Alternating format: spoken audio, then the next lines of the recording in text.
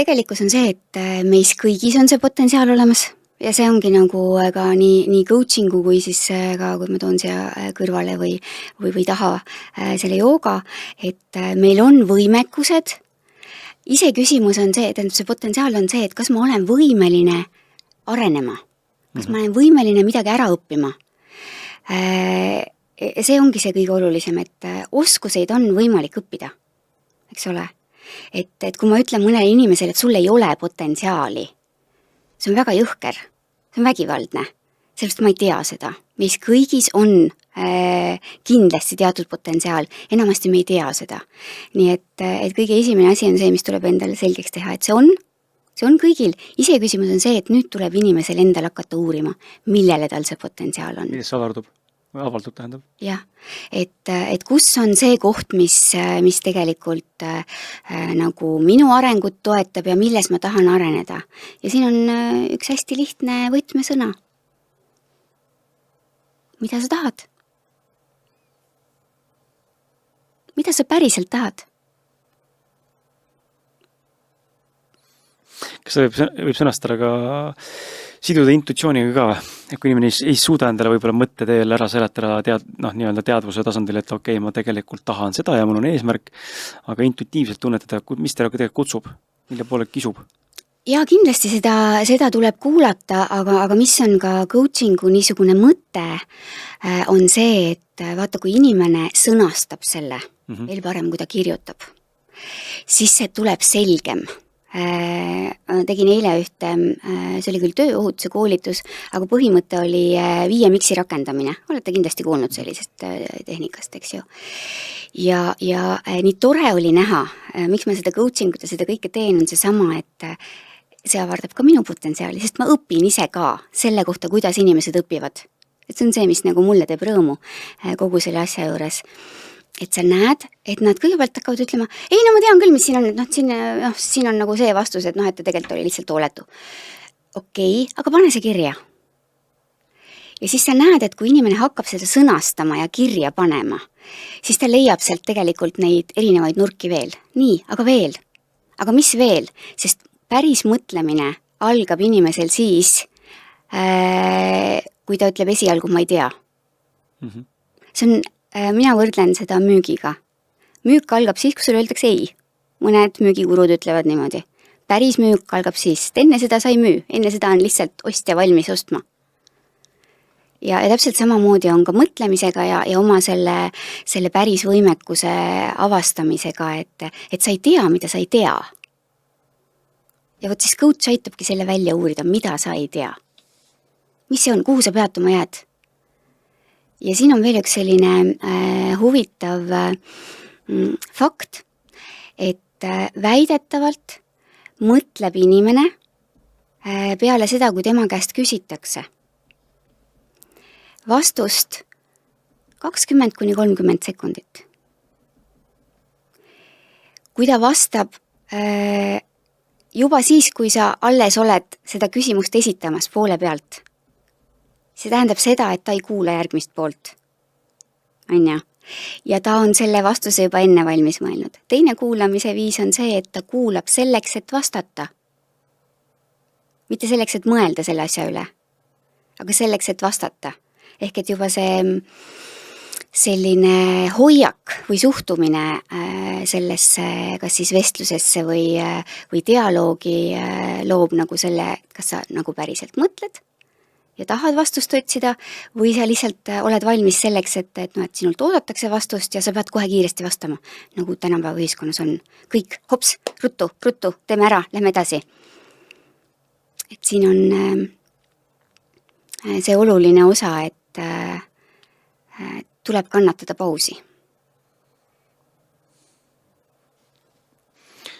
Tekib lihtsalt tahtmine soovitada inimestele, et kui tahate õppida seda teist poolt, et kuulata ja siis vastata ka. Tehke podcasti. Kui suurelt ma kunagi tegin, ma ei ole seda välja arendanud ja võib-olla see mingi aeg tekib, aga ma kunagi 2 inimesega õnnestus teha seda, pakkusin podcasti teraapiat. Ja kui põnev. Väga põnev, aga ma ei tea, kuidas seda nagu paremini teha, võib-olla peaks maha istuma sinuga, et seda mõelda teenuse peale, aga aga ma pakkusin omal moel siis nagu podcast'i teraapiat, kus siis oligi salvestamine inimesega, ta sai mõne mõttes pihtida kui coach'ile või nagu mingisuguse kohas arutleda asjadest, millest ta võib-olla avalikult kuskil rääkinud pole, oma naisele või kellele iganes. Mõlemad nad said seal nutta, eks ole, noh, inimene avab suvalisele inimesele võõra inimesele mõne mõttes kergemalt. Pole häbitunnet ja võib-olla pole ka piinlikkust või mingi tsükest momenti juures.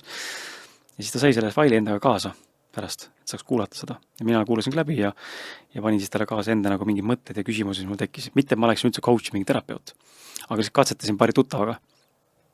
Ja see mõte tausta nagu mind siiamaani kannab, et podcast on nagu nii mitmekülgne nagu formaat.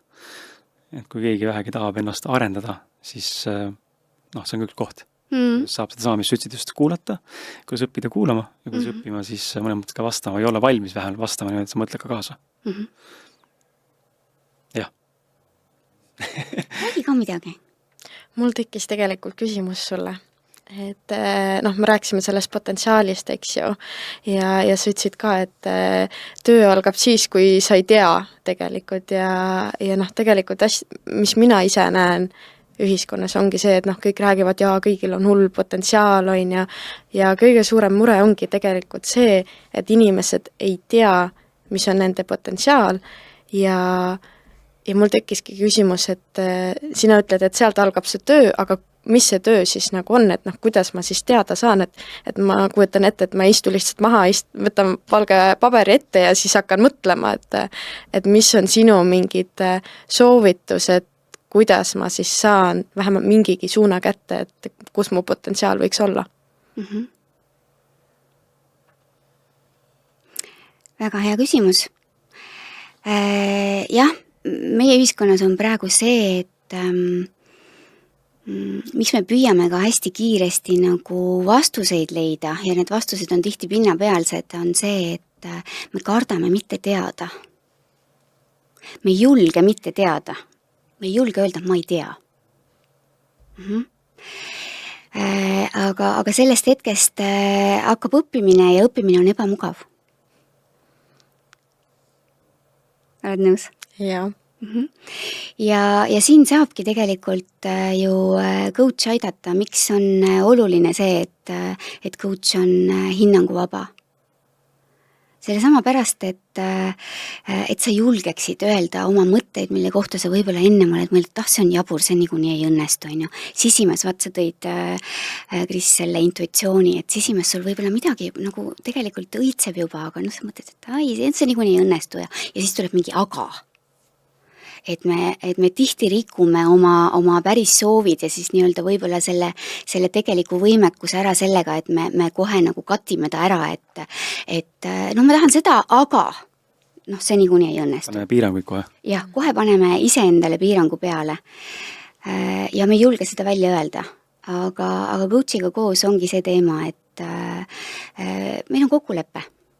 Kõige esimesed asjad, mis coachiga tehakse, on konfidentsiaalsuskokkulepe. Ja kuidas sina saad aru, mis asi on konfidentsiaalsus? Kui ma ütlen, et lepime kokku, me oleme konfidentsiaalsed. Ehk et see, mis me siin räägime, et see kuhugi teistele ei lähe. Aga kas ma ei või seda näiteks teinekord mingisugust case'i või mõtet kellelegi näiteks tuua? Kui sa nimesid ei maini, siis on vast okei, ma arvan. Sa arvad või sa tahad?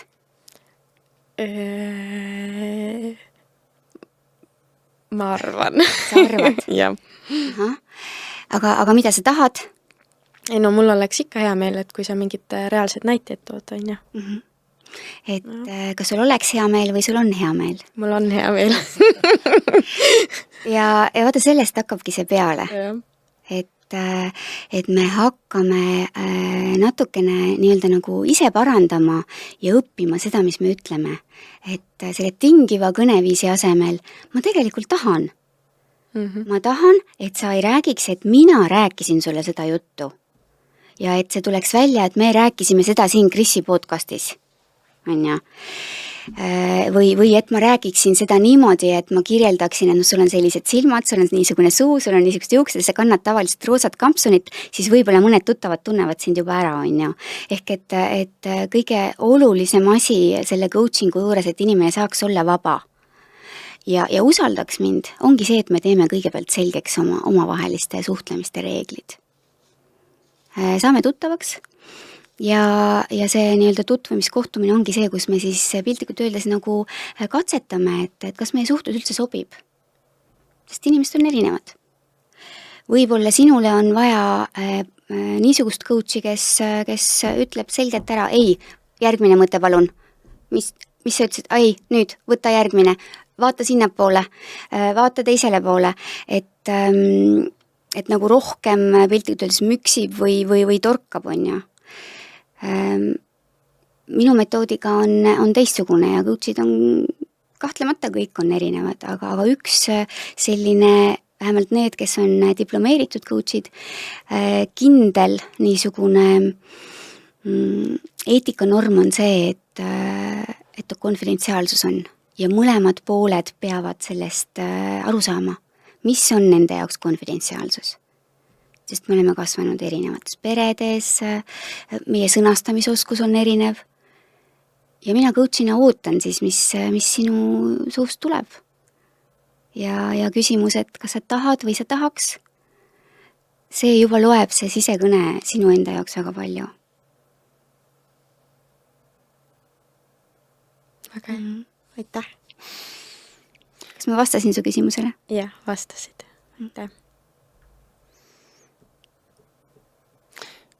Ma jäin enne mõtlema teid kuulates ja siis juba eelnevalt ka selle peale, et ja ma arvan, et ma vist, et sa vist vastasid tegelikult selle küsimusele, aga kui ma sinu tutvustus kokku panin, siis mul jäi silma selline lause nagu, et kuidas inimesi aitad, on see, et sa lood mõtteselguse ja mitte ainult jututasandil, vaid keha ja meele koostöös. Aga ma saan aru tegelikult, et sa tegelikult rääkisidki sellest joogateraapia implementeerimisest. Just. Kas seal on mõni veel külg, mida sa tegelikult ei maininud selle eelmise jutu juures, mis tegelikult läheb selle kokku mõne mõttes? Sa nüüd puudutusid järgmist teemat, kuhu ma tegelikult tahaks ka jõuda. On see, et milline on see sinu coachilik lähenemine? See on kardinaalselt, mõne mõttes teistsugusem kui võib-olla klassikaline coachimine ja just mille poolest see erineb. Sest et sa käid ka mitte ainult üks ühele, vaid ka tegelikult ettevõttest tegema. Jah. Võib-olla peatus ka selle korra siin siis. Siis inimesi tegelikult aitad. Mis on see, mis sa teed tegelikult seal? Mis ma tegelikult teen?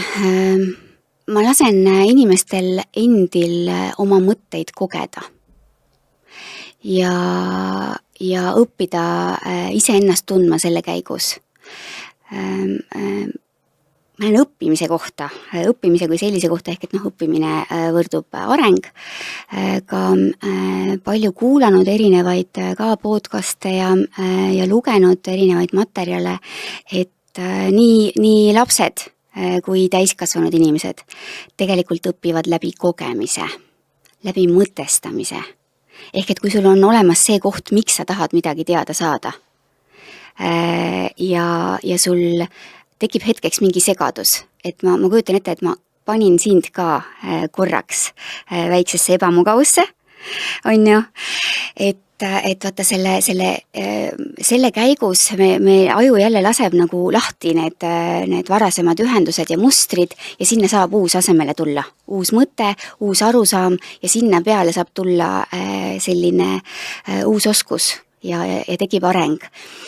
Ehk et ma väga vähe piltlikult öeldes nii-öelda nagu loen inimestele, pigem ma esitan küsimusi, panen nad tööle ja minu metoodika on pigem selline, et nad kõigepealt töötavad ise ja siis nad tihti nagu on võib-olla natukene ka häiritud, et mõtlevad, et mis asja me siin nagu pusime, et meil ju alles hakatakse sellest teooriast rääkima, on ju. Aga täiskasvanud inimene eriti ei õpi enne, kui tal ei teki küsimusi. Et siin on asju, mida ma ei oska. Ja siis ta on valmis õppima ja arenema. Nii et see on, kui me räägime sellisest nagu meeskondade või kollektiivide ühisest õppimisest, siis selleks on niisugused konkreetsed piiritletud vormid, nagu näiteks kovisiooni mudel, et see on jälle niimoodi, et ta on ajaliselt piiritletud, võetakse ühe inimese mingisugune teema, mingi juhtum ja hakatakse seda siis uurima ja arutama ja vahepeal siis see inimene jäetakse üldse sealt mängust välja, ta kuulab ja siis teised arutavad omavahel, kuidas nemad sellest aru said. Ja siis hakkavad küsima ja lõpuks pakuvad ka lahendusi. See ükski asi ei ole kohustuslik mitte kellegile, see kõik on nii-öelda nagu huvi baasil. Et nagu inimesed ise tahavad seda.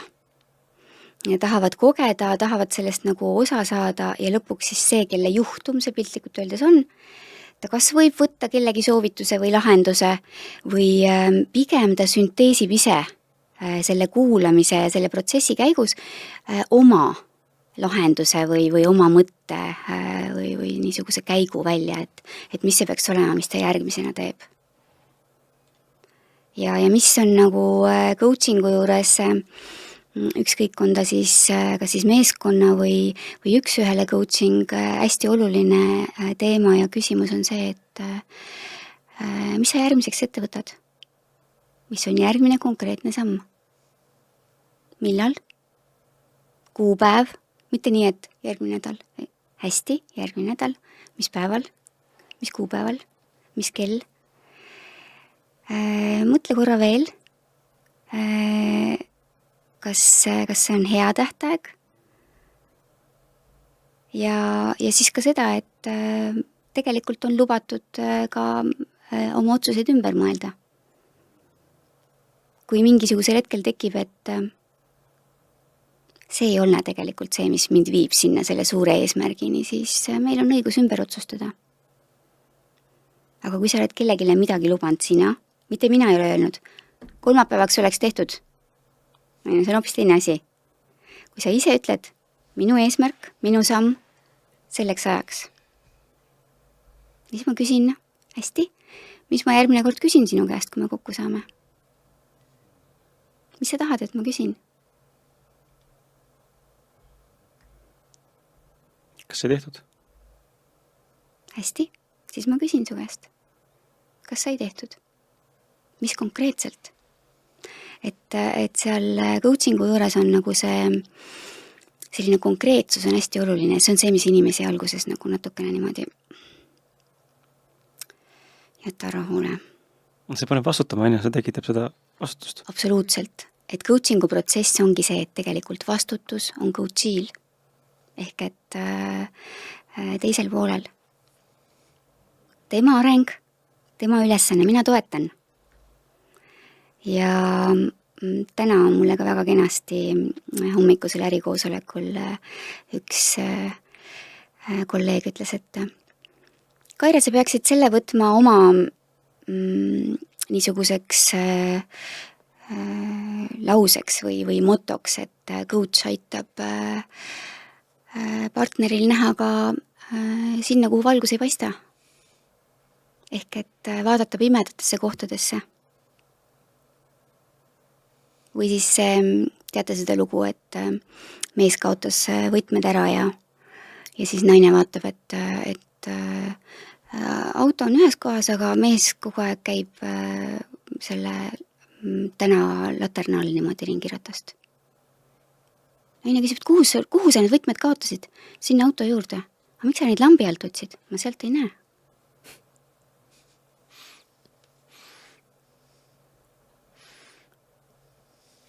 Et see on see sama asi, et coach küsib, et kas sa sinnapoole vaatasid? Või et kus sa need kaotasid? Vaata sinna. Aga praegu sa peatusid nagu mõne mõttes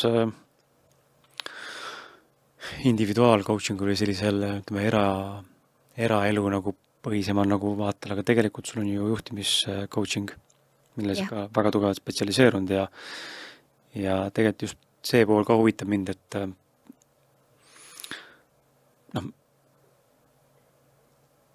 püüan nagu mõelda, kuidas inimene saaks sellega samastuda, kõik ei ole juhid, arusaadav, ja kõigil võib-olla ei olegi seda võimalust olnud või seda võimekust või soovi ja võib-olla ei tekigi seda võimalust, aga samal ajal me kõik oleme ikkagi kollektiivi tihtipeale kuuluvad, kas palgatöölisena või siis ka paarisuhe on tegelikult ju mõlemad üksteisest sõltuv, võib öelda nagu meeskonnatöö või spordialad, sa käid seal jõusaalis, puutub kokku teistega samamoodi tegelikult, et kuidas sa seal nagu lähened sellele just, et ma kirjas, et edukas ärijuhtimine algab tugevast vaimsest tervisest, aga võib-olla rääkidagi nagu selle nurga alt, et mitte ühtepidi loomulikult ettevõtjale ettevõttest, aga ka nagu laiemalt, et ka inimene, kes võib-olla ei ole täna juht, saaks praegu aru, mis sa tegelikult öelda tahad. Ma tahan öelda seda, et tegelikult kõike seda, mida me teeme ja kuidas me teeme, mõjutab see, milline on nagu see meie vaimne pool, ehk see meie vaimne vorm. Milline on vaimne tervis. Et kas sa oled ärev, kas sa oled välja puhanud, kas sul on mingisugused lahendamata probleemid, mingisugused vanad sõlmed kuskil sees, mingi vimm kellegi vastu kusagilt, et kuidas sa kõige sellega toime tuled ja kui palju sa suudad ise ennast juhtida. Ma võin väita tegelikult ka seda, et me kõik oleme juhid. Me kõik juhime enda jaoks ühte kõige tähtsamat isikut. Iseennast. Sest kellega sa veel rohkem koos oled kui iseendaga.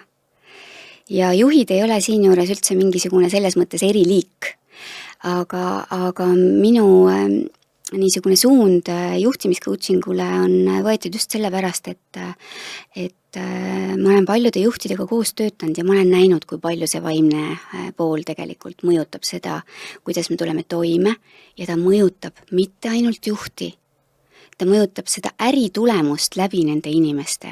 Kui suure sooviga, kui suure motivatsiooniga nad tegelikult tahavad seda teha. Kas see juht tuleb ja vajutab sulle pöidla peale, nii et sa pead tegema ja keerab sulle vindi peale, nii et kõik mahl on väljas ja siis võtab järgmise. Või ta tegelikult ka mõistab sind ja nii nagu minu elus on ka olnud üks hea näide, et tippjuht ütleb, et kui ma pidin minema oma eelarvet kaitsma ja ütlesin, et tead, ma olen täiesti liimist lahti, ma olen seda 3 öödepäevat teinud, ma ei ole võimeline, et mis siis lahti on, et ükskord veel küsid, ma hakkan nutma. Okei, mine koju, kõigil on lubatud, et on kehv päev. See on selles mõttes nagu väga hea näide.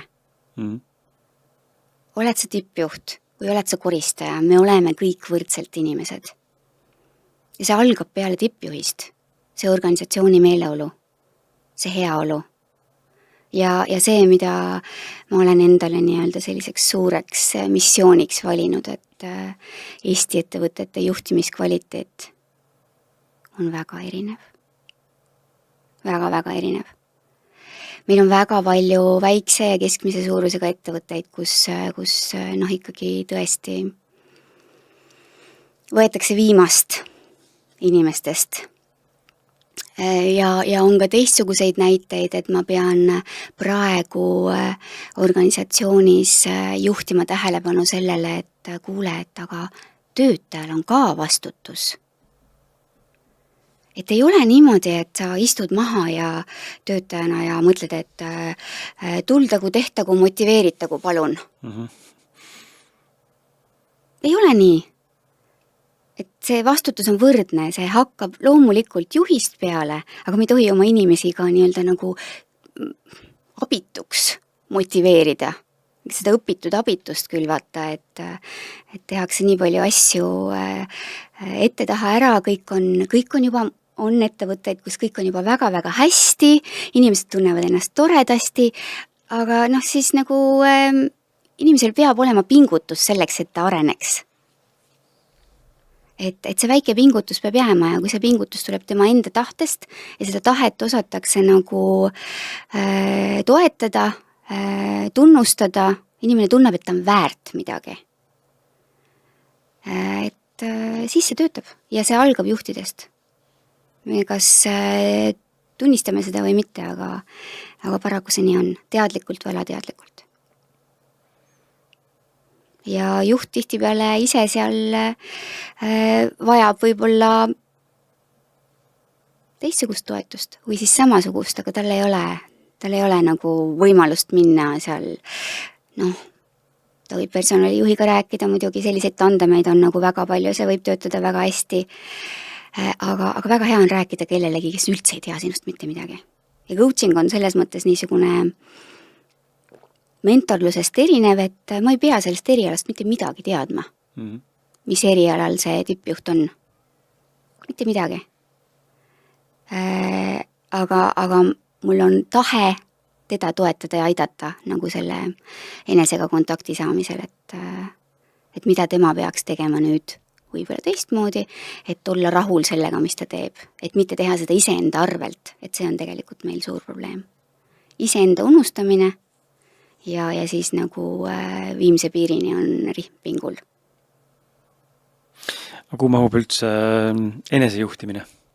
Ja kuidas sellest võib-olla paremini aru saada? Ja mis üldse tähendab? Ma saan aru, et seal ühtpidi võib vaadata seda kui vastutuse võtmist, teistpidi võib vaadata seda kui ma ei teagi, endale võib-olla eesmärkide seadmist endale ei teagi. Mul tekib segadus sellega, mis siis enesejuhtimine on siis? Ilma selle enesejuhtimisega ei saa sa olla tippjuht ka. Sest kui sa ennast ei juhi, kuidas sa teisi juhid, siis see on väga eklektiline. Eks ole, tullumeelne. Ja see lõpeb väga halvasti.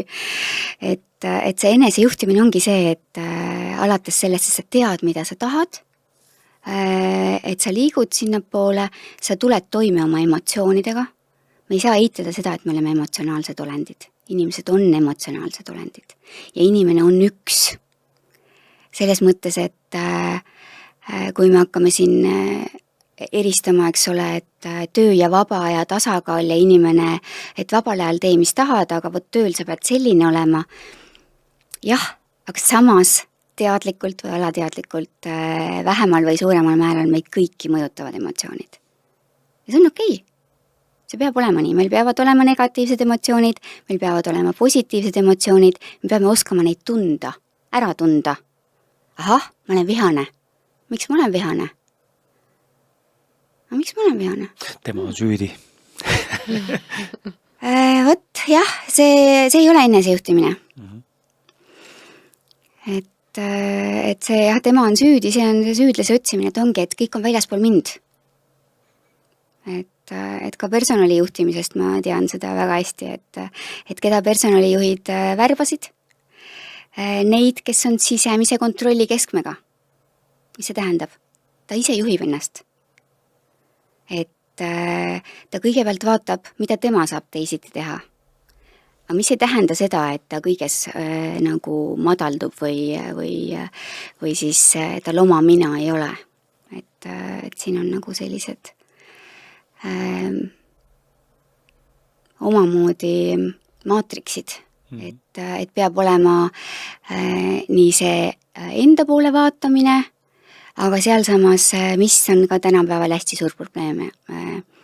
Enesejuhtimises kõigepealt, saab enesejuhtimist peale, oli ka minu viga, väga suur aitaja, kõik teistele, pahupidi, silda, spagaati, mida vaja, töö on vaja ära teha. Aga kus mina olen? Ja see lõpeb väga halvasti, ehk et ei ütlemine. Oskus ei öelda. Oskus ei öelda, just nimelt. Et teinekord see, kui sa ei oska ei öelda, siis et sa ütled teisele jaa, see tähendab seda, et sa ütled endale teatud situatsioonides ei. Et jah, tuled kolleegile vastu või kliendile tuled vastu tähtaegadega, nii, mis juhtub sinu organisatsioonis, kõigil on kiire, tähtajad on ebamõistlikud. Et see enesekehtestamine on väga suur osa enesejuhtimisest. Ja enesekehtestamine ei tähenda seda, et sa oled hea korraldustandja, hea käskija,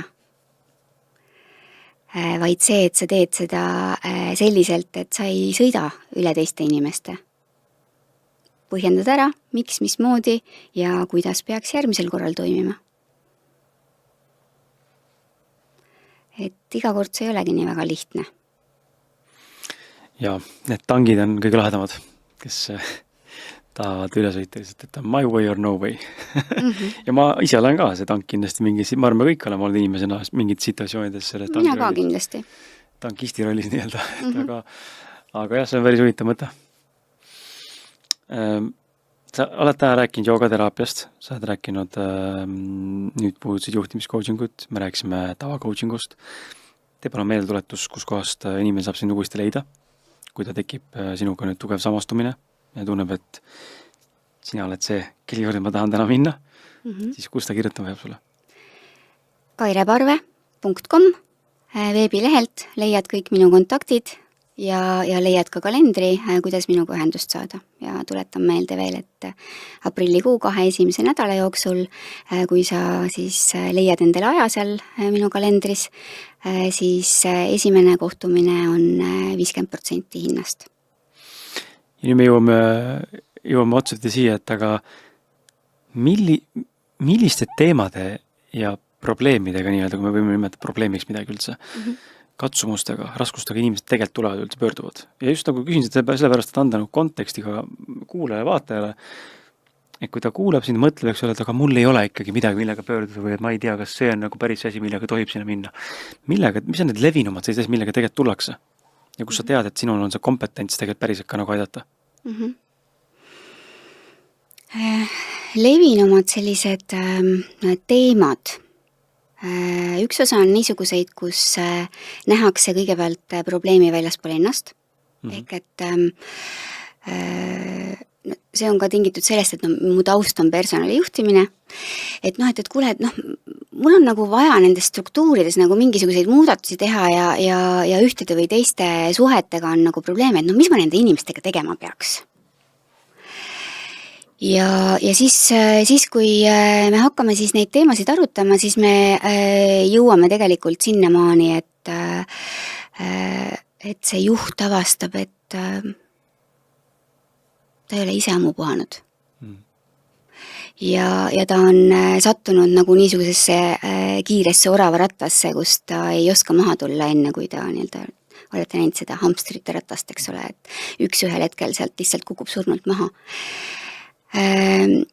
Ja avastab seda, et ta tegelikult ei ole rahul hoopiski oma eluga. Ta ei ole rahul sellega, et kui ta õhtul läheb koju ja mängib oma väikse lapsega Legoga, et siis ta tegelikult mõtleb ka nende tööasjade peale. Ei ole kohal, ta ei ole rahul sellega, et õhtul, kui ta läheb magama, siis ta endiselt kerib neid tööstruktuuri mõtteid oma peas. Ja ta tuleb siis neid, saab selgust siis sellest, et millest ta peab alustama. Enamasti nad jõuavad enesejuhtimiseni. Et juht saab olla hea juht siis, kui ta on ise endaga sõber. Et ta arvestab kõigepealt iseenda vajadusi. Siis teine niisugune hulk inimesi on sellised, kes tulevad, juba teavad natuke, et on see vaimse tervise fookusega minul see coaching. Siis tulevad näiteks selliste muredega, et tead, mul on viimasel keskendumismured, et nii palju asju on laual ja ma tean, et ma pean hakkama kuskilt otsast peale, ma ei tea, kust otsast ma peale hakkan. No ütle mulle nagu, mida ma teen, et valikuid on nagu nii palju, ma ei saa mitte midagi tegema, et ära tule mulle rääkima, et ma pean nagu valima. Ei, et aga jah, siis hakkab rahulikult neid asju siis välja ütlema ja minu lisaks sellele joogateraapiale õppides me nimetasime neid erinevateks loovmeetoditeks, on siis sellised mõttekaardid, mis üllatus, tippjuhtidele meeldib mängida. Et ja siia tuleb mängu tõenäoliselt sama niisugune see konfidentsiaalsus, usaldusväärsus, et nagu see partnerlus, et ma ütlen, kas sa oled nõus minuga natuke mängima? No hea küll, kui ma juba tulin siia, ja ma panen need piltkaardid sinna laua peale ja ütlen, et näed, et noh, sa rääkisid, sul on need ja need probleemid, et noh, 5 kõige olulisemat nimetasid välja, et ole hea, vaata nende piltide järgi nüüd praegu, et mis need pildid sulle nagu siis nüüd sinu probleemide kohta nagu kujustavad kõige paremini, et kus sa näed nagu seda oma muret. Ja see mõte nagu läheb hoopis mujale. Ta läheb nagu selle mängu sisse, et noh, et esialgu, no hea küll, ma mängin sinuga, aga pärast sa näed, et need samad mingisugused lihtsad kaardid hakkavad nagu selle inimese mõtteid avardama, et jaa, ma näen siin, vaata, siin on see päiksetõus ja see ütleb mulle seda, et noh, ma ei olegi tegelikult ammu enam märganud seda, et tegelikult meil seal maja tagant paistab ka silmapiir ja mul ei ole aega kunagi seda vaadata, on ju. Ja nagu läbi selliste erinevate mängude ja need võivad olla kas või kivikesed. Et mul võib-olla taskus on ja veeretan lauale, ütlen, et näed, need on sinu probleemid, pane need nüüd kirja ja räägi iga probleemi juures, mida see täpselt sinu jaoks tähendab. Ja või siis see tuntud gestalt teraapiast see, et istu nüüd sinna oma selle alluva toolile ja räägi, mida tema mõtleb praegu sellest situatsioonist, eks ju. Ehk et nagu selle empaatia kasutamine ja äratamine, et tuua välja sellest, me oleme ratsionaalsed inimesed. Et minul ei ole siin aega midagi teiega ollalla-trullalla teha, eks ju. Et sellest natukene välja tuua ja panna natuke teistmoodi mõtlema. Jah, ja siis on üks hulk inimesi, kes tahavad teha oma elus mingit muutust. Näiteks, et tippjuht, kes ühel hetkel on oma organisatsioonis selle teekonna lõpetanud, tal on väga palju erinevaid kompetentse, andeid ja ta ei tea nüüd, et kuhu panen minna. Variante on nii palju. Hakkan eraettevõtjaks või lähen kuhugi tööle, kuhu ma lähen tööle, ma oskan ja tean nii palju, et nagu niisugused valikuteemad. Ja siis sealt tuleb see nagu tõeline, et mida ma tahan. Ja see kõige esimene küsimus, et taaskord mõelda, kes ma olen. Nagu alustan puhtalt lehelt. Aita mul mõelda, kes ma olen, mida ma tegelikult tahan. Et see on ka niisugune väga, väga äge koht. Ja muidugi on seal juures veel ka inimesed, kes tulevad nagu konkreetsete muredega, et need on stressis, need on läbipõlemise äärel, neil on ärevushäired, et noh, ma ei tea, kas sa üleüldse ei ole ju psühholoog, ei ole psühhiaater ka, et kas sa oskad aidata. Ja siis me proovime. Ja praegu praktika näitab, et need inimesed on saanud abi, nad kasutavad neid tehnikaid igapäevaselt seal samas koosoleku laua taga, kus nad tunnevad, et nüüd tekib ärevus. Tahtsin jah seda öelda, et kuulaja, vaataja siis kodus kuuleb, see kuuleb mind ei näe, aga tungivalt mõne mõttes ja käskivalt isegi nagu niimoodi nagu et tasub võtta ühendust ja anda võimalust ja ma räägin isiklikus kogemus seda, ma ütlen sulle, Kaire kausalt, et ma olen käinud erinevad terapeutid juures, mis iganes probleemidega, ja probleemi ei ole palju olnud, aga mingid läbivad. Ma olen käinud mõne erineva coachi juures, aga üks coach on nagu aastate pikkused mul üks sõbranna, kes on jäänud nagu püsima ja temaga on suurepärane klapp olnud ja tema on selline mulle väga sobiv suund läbi selle, et ta paneb mind küsimustega endale nagu sügavalt otsa vaatama ja ta ei anna kunagi mulle midagi ette, ühtegi vastust või midagi tegema peab, või vastused tulevad läbi minu. Ja ma hullult hindan seda, et vastused saavad läbi minu tulla. Et mulle ei sobi endale see versioon, kui mulle öeldakse, kuidas on. Siis tekib see tunne, et mulle pannakse nagu midagi justkui pähe või surutakse mingid uut asja mulle peale, mida keegi kõrvalt näeb. Aga minu kõige suuremad enesearengu muudatused ja läbimurded on tulnud läbi coachida. Ja sihukeste vestluste, mis on sellised mõlemad nagu eksistentsiaalsed, eks ole, natukene, aga muidugi väga praktilis ka, aga just see pannakse mõtlema ja küsitakse väga häid, oskuslikke ja huvitavaid küsimusi, millele varem võib-olla mõelnud ei ole. Ja siis just mõne mõttes ka see peegeldus, et näidata seda, et aga mis siis, mis sa arvad sellest näiteks? Et süstitakse nagu mõte sul pähe ja siis saad sellega mängida. Et mina väga soovitan, hea kuulaja-vaataja, kui vähegi võimalik on ja huvi on endaga tegeleda, olgu ta siis juhtimise tasandil organisatsiooni sees, kui sa oled juht või tahad endale juhtida, sest me kõik juhime endale iga päev. Või sul ei olegi juhtimisega probleeme, sul on lihtsalt see, et oledki stressid, närvid läbi või midagi muud väiksemat, suuremat, kes seda teab. Võtta lihtsalt ühendust, et you never know, mis sealt tulla võib. Et minu lihtsalt kogemused on olnud fantastilised. Ja me oleme nagu sibulad. Nagu see Sookull ütles, eks ole. Et ma olen nagu sibul, sa ei tea, mis seal kihtide all on ja tihti me ise ka ei tea. Üks osa inimestest kardab ka seda, et ei, ma parem ei lähe, ma ei tea, mis sealt välja tuleb. Tegelikult läheb kergemaks. Ja see sibul kehtib selgemaks just. Ja see sibul kehtib ju selles osas ka selle kohta, et läheb selgemaks ka see mõne mõttes lahti rulluv teekond, kuhu sa liigud. Just. Et võib tunduda nagu võib-olla see, et ma ei tea, sa oled täna siin või meie siin kohtumine, et see on nagu näiliselt justkui nagu tühine asi on ja või keegi vaatab seda saadet, et jälle järjekordne podcast ma kuulan siis on. Aga võib-olla just siin selle podcasti jooksul juhtub meil kolm midagi või see coachi sessioon või see podcasti kuulamine või see üks PNI koosolek või liftis kellegagi seismine. Me kunagi ei tea, milleks mingi olukord on vajalik, et saaks nagu järgmise kihi peale hüpata nii-öelda. Ja see võib tunduda täiesti miniatuurne samm. Aga selles grand scheme of pildis on tegelikult see on nagu väga oluline samm lähemale sellele, et sa saaksid lahendada seda probleemi. Et ma olen ka täna veel pärast 15 aastat enesearengus ja läbi käinud neid mis iganes teraapiad ja coach on, siis vahepeal tegi tunne, et issand, ma maadan ikka veel mingi probleemiga. Ja see ei lõpegi. See rahulik, see ei lõpe. Ja see ei olegi nagu saanud lõplikku lahendust, aga ta on läinud paremaks. Ma olen näinud nagu mingeid uusi nurki, kihte, sügavusi, tekkinud uusi arusaamist, taipamist, see on aidanud mul nagu paremini toime tulla selle olukorraga või endas nagu selles sees selle teemaga. Ja võib-olla mingi hetk 50 see laheneb, siis ma olen teekonnal. Jaa, sa muutud enesekindlamaks, rahulikumaks, aga sa endiselt nagu otsid edasi, sest mõned armastavad öelda, et taandareng on ka areng, aga mina seda ei poolda.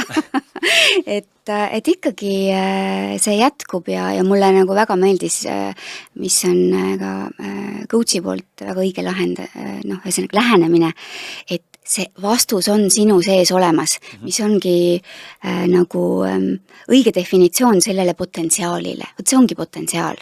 Vastused on iga inimese enda sees ja coach on see, kes aitab need vastused välja tuua. Ta ei tee mitte midagi muud. Et tundub lihtne. Teate, mis on raske? Enda kuulamine. Nõuande kurat. Sul ei ole vahest nii või? Et nõu saada või anda on raske? Ei, tahaks anda. Jah, üha rohkem, mul ütles mentor, mul oli mentor aastad tagasi, kes täna enam minuga aktiivselt kõrval ei ole, ühe parima sõbra isa. Ja ta ütles niimoodi mulle väga huvitavalt, et Kris, et mina olen õppinud seda, et avalda oma arvamust ainult siis, kui küsitakse. Ja ma olen nagu üritanud seda nagu implementeerida. Jube raske vahepeal, ikka tahad hakata nagu pläkutama, kaagutama nagu väike vares ja kajakasena. Aga teinekord ikkagi aastat järgult läheb see vanusega lihtsamaks ja sa teedki suu lahti siis, kui küsitakse. Sest et kui inimene ei taha kuulda, siis ta ei võta seda kuulda ka. Sa võid seda rääkida, palju tahad, kui veenvalt. Ja see on see, mis nagu mind toob jälle, kuna ma joogat olen väga sügavalt õppinud, 400 tundi ja 500 tundi ja see õppimine kindlasti peab jätkuma ka jooga juurde. Joogas on täpselt sama põhimõte. Räägi siis, kui sinult küsitakse. Et me oleme just kui, tundub, et me oleme selle ära unustanud, et inimesed arvavad, et see jooga on mingisugune veider, mingi voodoo, mingi veidrike teema on ju. Järjest vähem muidugi, aga tegelikult see coaching on sama asi. Väga sarnane lähenemine, aga lihtsalt ärimaailmas arusaadavam, mõistetavam.